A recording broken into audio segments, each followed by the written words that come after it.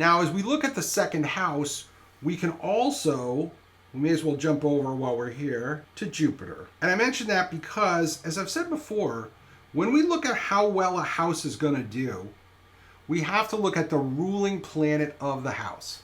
The ruling planet of the second house is Jupiter, because the sign on the cusp is Sagittarius. Jupiter is exalted in Cancer. Exalted is a way of saying the honored guest.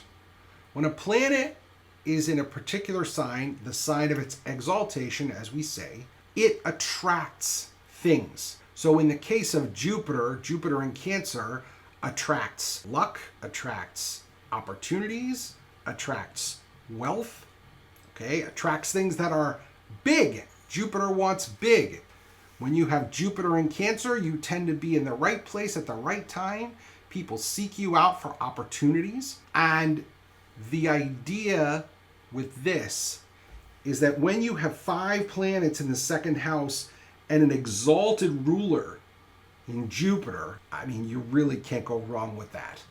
That already is a really positive setup for financial success. So we have that Jupiter ruling the second. So again, we know this person financially is likely going to be a powerhouse, which obviously in her life has turned out to be true.